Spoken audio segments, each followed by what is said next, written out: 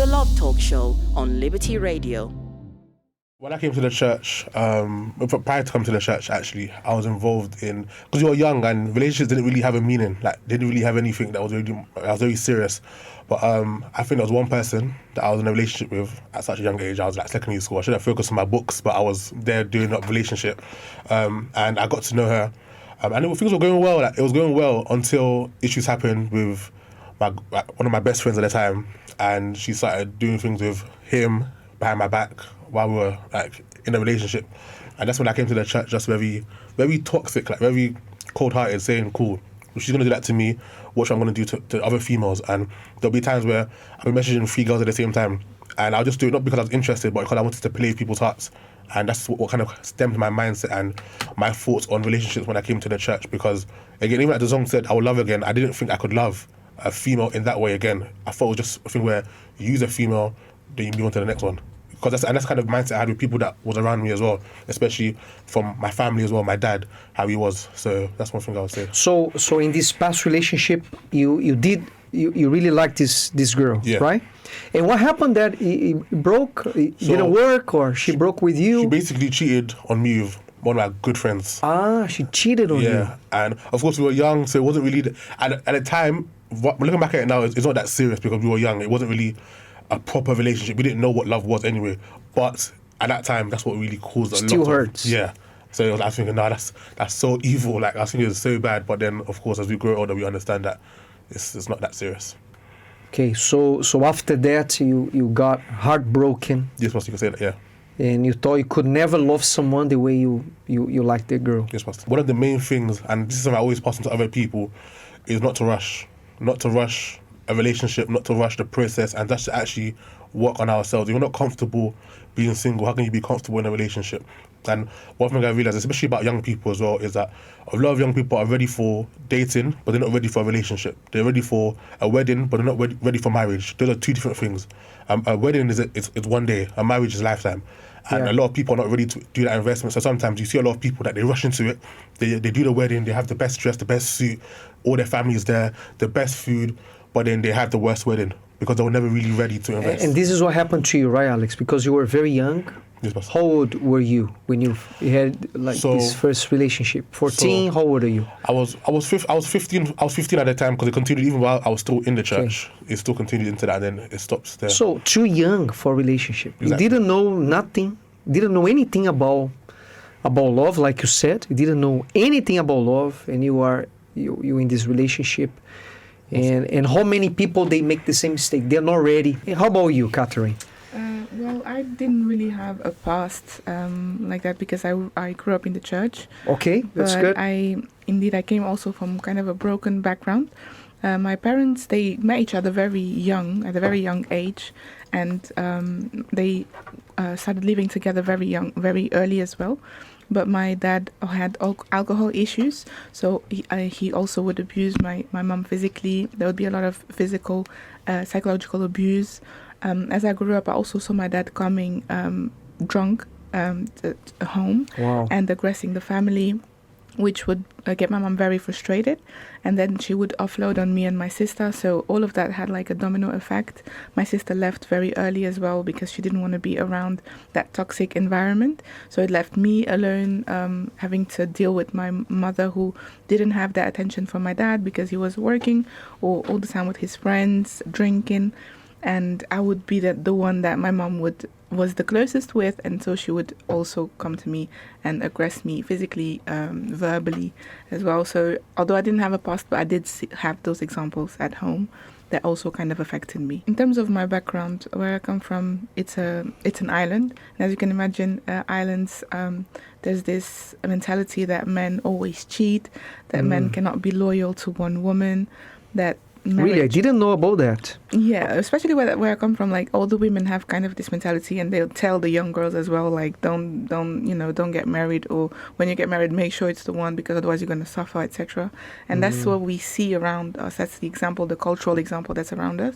So my mom also would I was a very good student when I was I've always been a good student, and she would always tell me to focus on my studies, but and always say like put love life, put that aside. You don't need to worry about that area because it doesn't matter.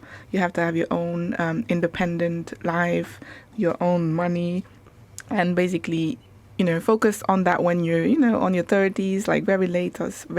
And that's something that it kind of was inside of me, was instilled inside of me. But as I grew up and as I was understanding things for myself, I saw that it's not an area that should be ignored. But if I want to avoid suffering, I have to start from very young. So that was the mentality that was instilled in me from very young. I saw that these ideas and these concepts that were brought to me by my family, by cousins, by my mom, would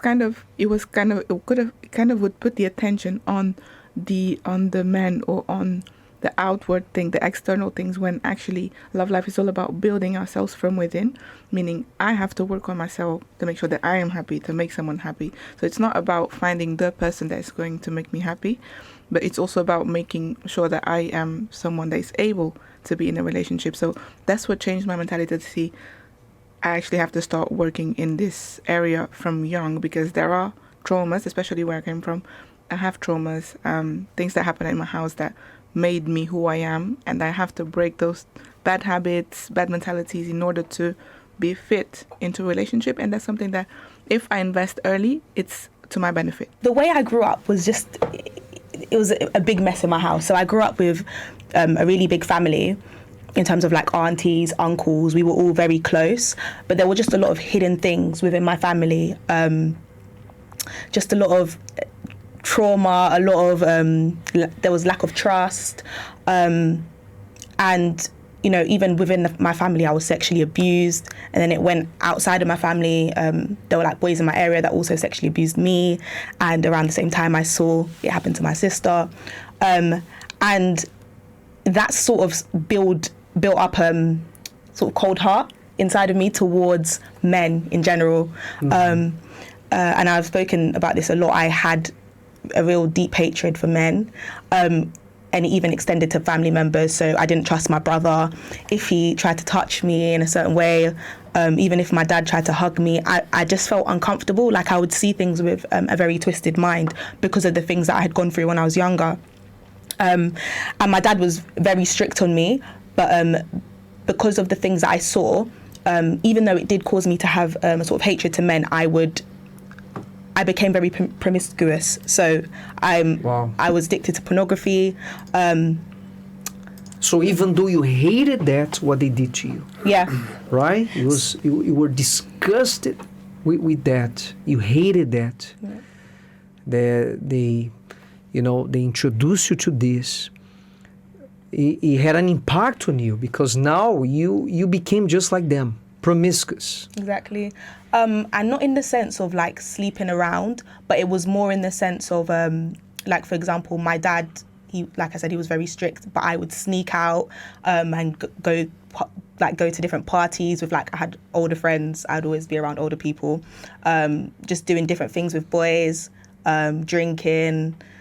I would get involved with so many different things, and it was like I would never take it to the next step with a guy though, because of that lack of trust, because I was afraid of getting hurt. But I craved the attention so much. I craved the attention because in my head it was like, if someone didn't tell me I was beautiful, if someone didn't tell me I was pretty, then I wasn't pretty. So I craved the attention. And I think it all started like mentally, because of the things that I went through when I was younger. I just felt disgusted with who I was and with myself. So it really twisted my mind, because it doesn't really make sense how I was craving the attention from men, but still keeping them at a distance. After getting to the root, because I remember there was even an event that we had called Roots. And after getting to the root and asking why, I had to ask myself why so many times. And it was because there was the trauma that I, even though I had let go, I have forgiven, it was still there. Like, it was still not the hatred towards men, but there was something there that I still hadn't fully overcome. And when I truly got to the root of that problem and saw, oh wow, this is why maybe I react in this certain way, or why I answer in a certain way towards certain things, or why I'm very standoffish. This is why. That was when I could really, start to move forward and overcome. And then I started attending the love therapy, because my mind started becoming more open to love life, which I had thought, I'm good with love life, I'm fine. But I hadn't realized that I hadn't. So at first you couldn't hear love therapy. Yeah. You couldn't stand love life. It's not that I couldn't stand it. I didn't see it like that. I just, to myself, it was like, oh, I'm too young for all of that. I'm not going to focus on that. But then as I started to get older, I started to realize, it might be something. There might be something more there. Maybe a fear of wanting to really have a relationship. And I had to really ask myself, why? Where does this stem from? I started coming to the love therapy. And I think the way love therapy really helped me was that it wasn't, because even in the beginning, I'm not going to lie, I didn't come thinking, I'm ready to love now. It was, okay, let me come.